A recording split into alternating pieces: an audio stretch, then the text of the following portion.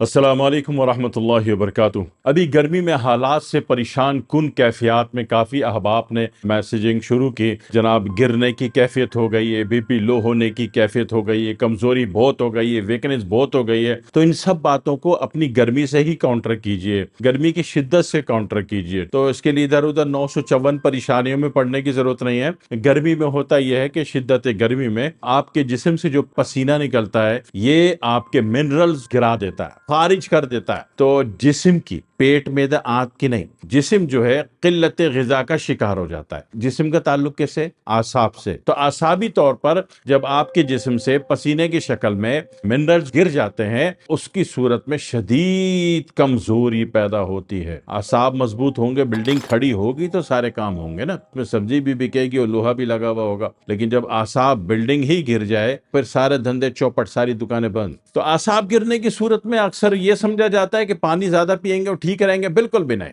پانی جو ہے محض پانی ہے، اور جو پسینے سے خارج ہو رہا ہے آپ کے وہ منرلز ہیں، اور پانی پینے سے وہ مسئلہ گزارا ہوگا۔ ٹمپریچر ویلیو جو آپ کی باڈی میں جو ریڈیٹر ہے، جو کہ انجن کو، دماغ کو، جگر کو، نازک اجزاء کو، اعضاء کو کول رکھتا ہے، معتدل رکھتا ہے، اس ریڈیشن کے نظام میں تو بہتری آئے گی پانی پینے سے، لیکن باضابطہ جو منرلز اور ایلیمنٹس آپ کے پسینے کے اعتبار سے خارج ہو گئے، اخراج پا گئے آپ کے وجود سے، وہ ویکنس رہے گی۔ تو اس ویکنس کو ختم کرنے کا طریقہ جو ہے، ٹھیک ہے آپ کو اللہ نے دیا، آپ جوسز پی سکتے ہیں تو بہت اچھی بات ہے، آپ جوسز پی لیں، اور مگر ملٹی شیکنگ کے، مختلف قسم کے 2-3 چیزیں ملا کے، نہیں ہے تو سبزی 2-3 چیزوں کو ملا کے، اس میں کھیرا ملا لیا، گاجر ملا لی، ککڑی ملا لی، چقندر ملا لیا۔ لیکن ایک آسان طریقہ بھی ہے کہ آپ الیکٹرولائٹس جو ہیں آپ کے اس رفتار سے نہ گریں، جب پسینہ خارج ہو تو محض پسینہ ہی خارج ہو، پانی خارج ہو، وہ تو ہونا ہے نا، گرمی ہے نا، سر پہ سورج چڑھا ہوا ہے، الیکٹرولائٹس ضائع نہ ہو، آپ کے منرل ضائع نہ ہو، اور جو ہو گئے ہیں وہ جلدی ریکور ہو جائیں۔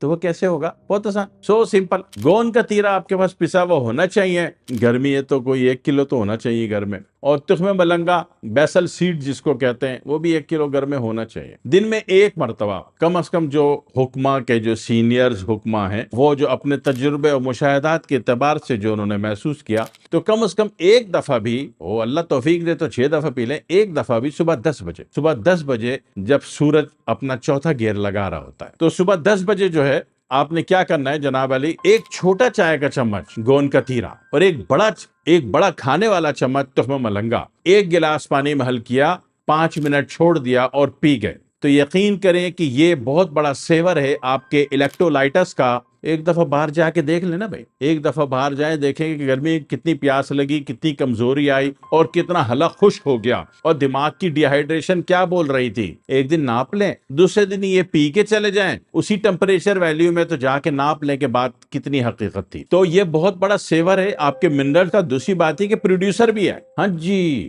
پروڈیوسر بھی ہے، بناتا بھی ہے، آپ کو بہت کچھ دیتا ہے، آپ کو میگنیز بھی دیتا ہے، آئرن بھی دیتا ہے، پروٹین بھی دیتا ہے، اور آپ کو بہت کچھ دیتا ہے۔ آپ سوچ بھی نہیں سکتے کہ دونوں چیزوں کا کمپاؤنڈ آپ کو کیا کر دیتا ہے۔ دوسری بات ہے کہ اسٹرینتھ دیتا ہے، تیسری بات ہے کہ لچک دیتا ہے۔ اگر آپ جم کرتے ہیں یا جمناسٹر ہیں یا آپ ایتھلیٹ ہیں تو اس صورت میں ایک مخصوص لچک چاہیے ہوتی ہے، کون سی والی؟ بندر والی۔ تب افریقن میں اتنی لچک ہوتی ہے، وہ تو بندر کھا لیتے ہیں نا، تو ہمارے والے تو نہیں کھانے دے گی نا، فتوے وتوے لگاتی کہ خائے مخہ میں نکاح گڑبڑ ہو جائے گا، تو ہم بندر نہیں کھا سکتے۔ تو ہم کیا کریں گے، ہم یہ 1 چھوٹا چائے کا چمچ جو ہے گون کا تیرا لے لیں گے، اور 1 بڑا چمچ تخم ملنگا لے لیں گے، بیسل سیڈ کہہ لیجیے آسان لفظوں میں، تو یہ حل کر کے 5 منٹ بعد پی لیں گے۔ اللہ نے توفیق دی، گنجائش دی، جب اس کو پی رہے ہوں تو 1 بڑا چمچ دودھ بھی ملا دیں، یہ تو ایک نارمل ڈیل ہو گئی، پوری گرمی بہترین کٹ جائے گی انشاءاللہ۔ شدت گرمی آپ کو نہیں تنگ کرے گی، آپ کا حلق خوش نہیں ہوگا۔ مارے خشکی کے چکرا کے کچھ لوگ بھرے بازار میں گر جاتے ہیں، مرد حضرات بھی اور خواتین بھی،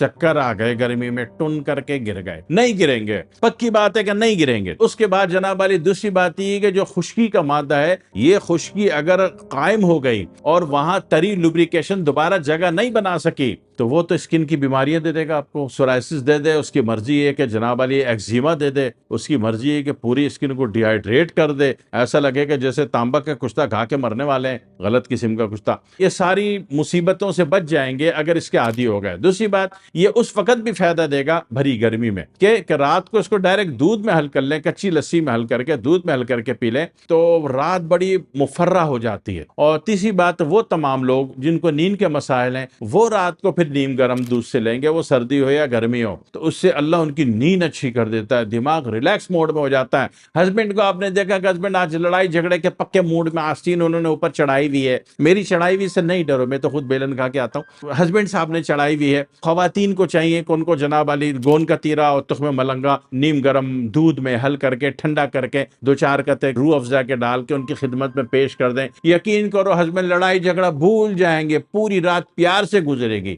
پیار محبت سے گزرے گی تو پیارے پیارے بچے ہوں گے نا بھائی۔ لڑائی جھگڑا ختم کس سے؟ اور گون کا تیرا اور تخم ملنگے سے۔ ٹھیک ہے، ضرور کر لیجئے، گرمی اللہ بہت اچھی گزار دے گا، بہت پرسکون رہیں گے، کوئی بیماری ڈی ہائیڈریشن کی کوئی تکلیف، منرل کے گرنا کچھ نہیں ہوگا، بے ہوش ہو کے چکرا کے کہیں نہیں گریں گے، آل فول نہیں بکیں گے۔ کچھ لوگوں کو گرمی لگ جاتی ہے، عجیب عجیب باتیں کرنی شروع ہو جاتے ہیں میری طرح، تو وہ ایسا نہیں ہوگا آپ کو۔ پھر دعا میں یاد رکھیے گا۔ والسلام علیکم ورحمۃ اللہ وبرکاتہ۔